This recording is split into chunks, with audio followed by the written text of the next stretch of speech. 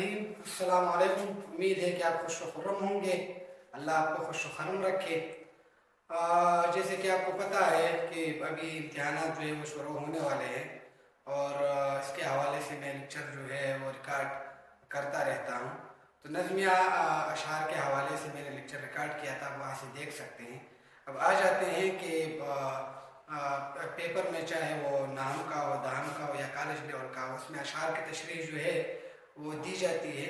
तो गज़ल के अशार की तशरीह हमने किस तरह करनी है, वो कौन कौन से उसूल है या कौन कौन से तरीक़े हैं जिनको हम अपनाएं तो हमारे तशरीह जो है वो बेहतर हो सकती हैं और हमें फ़ायदा जो है वो नंबरात की सूरत में जो है वो मिल सकता है। सबसे आ जाते हैं गज़ल, हमारा उन्वान है गज़ल के अशार की तशरीह का तरीक़ाकार। सबसे पहले हमने शेर का इंतखाब करना होता है।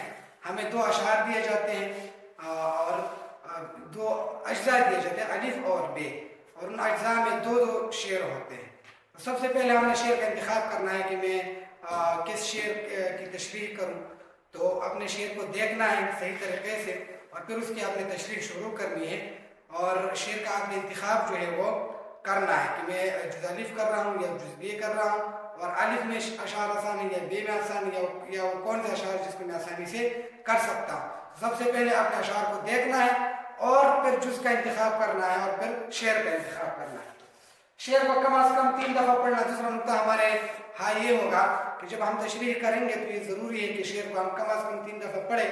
इससे ये होता है कि शेर के अल्फाज जो है हमें समझ आ जाते हैं और कुछ मफ़हूम जो है वो हमारे जहन में पड़ जाता है। तो शेर को आप कम अज़ कम 3 दफ़ा ज़रूर पढ़ लिया करें और 3 दफ़ा पढ़ने में मेरे ख्याल में 10-15 सेकंड ही लग जाते हैं, ज़्यादा वक्त नहीं लगता।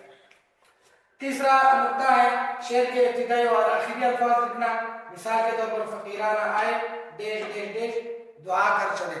तो ज़रूरी ये है कि आप पूरा शेर लिखें। ये मुस्तनद तरीक़ा है कि आप पूरा शेर लिखें, जैसे फ़कीराना आए सदा कर चले, मियाँ खुश रहो हम दुआ कर चले। ये बेहतर तरीक़ा है, लेकिन अगर वक्त की क़िल्लत है, वक्त की कमी है, तो फिर आप यूँ लिख सकते हैं जिस तरह मैंने लिखा है। फिर इसके बाद है हवाला लिखना। हवाले में कौन कौन सी चीज़ें आ जाती हैं, शहर का नाम आ जाता है और माखज़ आ जाता है। अक्सर तलबा व तालिबात ये गलती कर जाते हैं कि वो अशार में शहर की जगह जो है मुसन्निफ़ का नाम लिख लेते हैं। तो ये याद रखें कि जब आप शेर की तशरीह करेंगे तो मुसन्निफ़ का नाम नहीं बल्कि शायर का नाम जो है वो लिख लिया करें। और माखज़ यानी ये शेर जो है वो कहाँ से लिया गया है, ये ज़रूरी है और ये दोनों चीज़ें आपने याद रखनी है। अगला नुकता है मफ़हूम लिखना अगर आता हो। शेर की तशरीह जब हम करते हैं तो ज़रूरी ये होता है कि हम शेर का पहले मफ़हूम लिखें 2-3 लकीरों में। अगर मफ़हूम हमें आता हो तो ये इसमें बहुत ज़्यादा आसानी हो जाती है। तो मफ़हूम अगर आपको आ रहा है तो मफ़हूम का लिखना बहुत ज़रूरी होता है और इससे मुम्तहिन पर जो है अच्छा और मुस्बत असर जो है वो पड़ता है। अगला नुकता है शेर में मौजूद सनातों की निशानदेही करना। ये बहुत ज़रूरी है कि आप देखें कि इस शेर में कौन सी सनत का इस्तेमाल किया गया है। सनत तज़ाद है, सनत तकरार है, सनत मिरातुन नज़ीर है, उसमें तालील है। कौन सी ऐसी सनत है जो कि शायर ने इस शेर में इस्तेमाल की है। तो इसका आपने शेर को जब आप 3 दफ़ा पढ़ेंगे तो इसमें अगर आपने सनतें पढ़ी हो तो वहाँ और आपको समझ हो सनातों की तो आप आसानी से मालूम कर सकते हैं कि शायर ने इस शेर में कौन सी सनत का इस्तेमाल किया है। अच्छा, इल्म बयान के अज्जा की निशानदेही करना। कभी कभार ये भी हो जाता है कि शायर जो है वो इल्म बयान का जो है वो भी इस्तेमाल करते हैं, जैसे तशबीह का इस्तेमाल करते हैं, इस्तिआरा का करते हैं, किनाया का या मजाज मुरसल का। अगर वो आपको वो चीज़ें आती हों और आप शेर को 3 दफ़ा पढ़े तो आपको आसानी से समझ में आ जाता है कि शायर ने इसमें तशबीह का इस्तेमाल किया है, इस्तिआरा का इस्तेमाल किया है या मजाज मुरसल का किया है या किनाया का किया। तो ये दो बहुत ज़रूरी नुकात हैं। अक्सर हमारे यहाँ जो है तलबा व तालिबात डायरेक्ट तशरीह शुरू कर लेते हैं, लिख लेते हैं। और तो ये बहुत ज़रूरी है कि आप सनातों की निशानदेही ज़रूर करें और आप इल्म बयान की निशानदेही जो है वो भी ज़रूरी करें। इसके बाद ये नस्री हवालाजात मसलन अहादीस कुरान या तक़वा व अरबी तहरीर करें। अगर आपको शेर की मुनासिबत से कोई हदीस کوئی قرآن آیت یا کوئی قول یاد ہے تو آپ ضرور لکھیں، لیکن یہ یاد رکھیں کہ اس میں جو پیغام ہے اور شعر میں جو پیغام ہے وہ ایک دوسرے کے ساتھ بہت مربوط ہو اور ان میں ایک ہی خیال پایا جاتا ہو تو پھر آپ لکھیں۔ اگر ایسا نہ ہو کہ شعر کوئی اور آپ حدیث یا قرآن آیات یا قول جو ہے وہ کوئی اور لکھیں تو پھر آپ کو نمبرات نہیں ملیں گے۔ تو اس کا آپ خیال رکھیں کہ آپ کو جو آیت لکھ رہے ہیں، جو حدیث لکھ رہے ہیں، جو واقعہ لکھ رہے ہیں، جو قول لکھ رہے ہیں، تو ان کا شعر کے ساتھ وابستگی اور تعلق بہت گہرا ہونا چاہیے۔ اچھا، اس کے بعد نقطہ ہے مستند اشعار کا حوالہ دینا۔ اکثر وہ طلبہ و طالبات یہ غلطی کر جاتے ہیں کہ خود اشعار جو ہے وہ بنانے بیٹھ جاتے ہیں، تو ایسا بالکل نہ کرے۔ مستند جو ہے وہ اشعار کا حوالہ دے، کوئی ایسے شعر کا حوالہ دے جو کہ اچھے شاعر کا ہو، مستند شاعر کا ہو، تو اس شعر کا جو ہے آپ حوالہ دے سکتے ہیں۔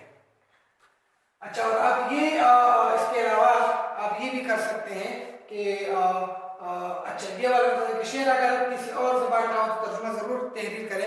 شعر اگر اردو کا ہے پھر تو ٹھیک ہے، لیکن شعر اگر پشتو کا ہے تو آپ اس کے ساتھ ترجمہ لکھیے، فارسی کا ہے تو ترجمہ لکھیے، عربی کا ہے تو ترجمہ لکھیے، یا انگریزی کا اگر کوئی فقرہ ہے تو ترجمہ جو ہے وہ ضرور لکھا کرے۔ ایسا نہ کرے کہ مطلب آپ نے پشتو کا شعر لکھ لیا، قصہ ختم ہو گیا، تو اگر کسی اور زبان کا شعر ہے تو وہ آپ ضرور اس کے ساتھ ترجمہ لکھا کریں۔ اگر ہوتا ہے شعر کے حوالے سے لکھنا کہ یہ رومانوی شعر ہے، سیاسی ہے یا تصوف پر مبنی ہے، یہ آپ واضح کریں جب آپ شعر کی تشریح کرتے ہیں کہ یہ شعر جو ہے یہ رومانوی شعر ہے، اس میں جوانیات کا عنصر زیادہ پایا جاتا ہے، اس میں رومان زیادہ پایا جاتا ہے، یا یہ ایک سیاسی شعر ہے، یا یہ ایک تصوف پر مبنی ایک شعر ہے۔ اگر آپ یہ نقطہ واضح کریں گے تو اس سے ممتحن پر بہت اچھا اثر پڑے گا اور آپ کو اچھے نمبرات مل سکتے ہیں۔ اچھا، اگر ممکن ہو تو 2 اشعار کا حوالہ دینا، ایک ابتدا میں ایک آخر میں، یہ ایک اچھا طریقہ ہوتا ہے اور مستند طریقہ ہوتا ہے کہ ایک شعر کا حوالہ تو لازمی دے، یہ بہت ضروری ہے اور اس کا ایک اچھا اثر ہوتا ہے۔ لیکن اگر آپ کو 2 اشعار یاد ہو جو کہ جس شعر کی آپ تشریح کرتے ہیں اس کے ہم خیال ہو، تو آپ ایک شعر ابتدا میں لکھیں اور ایک شعر جو ہے وہ آخری میں لکھیں۔ اب یہاں دیکھیں میں نے طریقہ کار جو ہے وہ ذرا لکھ لیا ہے، تو میں نے جز الف دیا ہے، پھر میں نے لکھا فقیرانہ آئے صدا کر چلے، میاں خوش رہو ہم دعا کر چلے۔ اس کے بعد میں نے حوالہ دیا ہے شاعر کا نام میر تقی میر، ماخذ انتخاب کلامی میر۔ پھر میں نے یہاں مفہوم ڈالا ہے کہ مفہوم جو ہے آپ یہاں 2-3 لکیروں میں مفہوم لکھیں تاکہ اگر آپ کو آتا ہو، یہ یاد رکھیں اگر آپ کو مفہوم آتا ہے تو ضرور لکھیں، نہیں آتا ہے تو ضرورت نہیں۔ پھر آپ یہاں دیکھیں تشریح، میں نے کچھ یوں ابتدا کیا ہے کہ اس شعر میں شاعر نے بڑی ہی خوبصورتی سے 2 صنعتوں کا استعمال کیا ہے۔ ایک ہے صنعت مراعات النظیر، فقیرانہ صدا دعا، یہ آپ ضرور جو ہے لکھا کریں جب آپ صنعتوں کی بات کرتے ہیں کہ کون سی صنعت اس میں استعمال کی گئی تو ان لفظوں کو بھی لکھیں، یہ ضروری ہوتا ہے۔ اچھا، دوسری صنعت ہے صنعت تضاد، یعنی آئے اور چلے، یعنی متضاد الفاظ ہیں آئے اور چلے، تو یہ 2 الفاظ جو ہے صنعت تضاد۔ اچھا، ایک اور شعر میں اس میں کچھ یوں بیان کیے ہیں، پھر میں اس شعر کو یہاں لکھوں گا، پھر اس کے بعد جو ہے میں لکھوں گا کہ اس شعر میں شاعر نے یہ کہا ہے، یہ بات کی گئی ہے، اس انداز سے یہ بات کی گئی ہے، اور آخر میں اگر ممکن ہو تو میں کسی اور شعر کا حوالہ دوں گا۔ تو یہ تمام وہ نکات ہیں جس کو آپ اپنے ذہن میں رکھیں، یہ بالکل ضروری نہیں ہے۔ یاد رکھیں کہ اشعار کی تشریح جو ہے وہ یاد نہیں کی جاتی اور اس کو رٹا نہیں کیا جاتا، یہ ایک غلط طریقہ ہے۔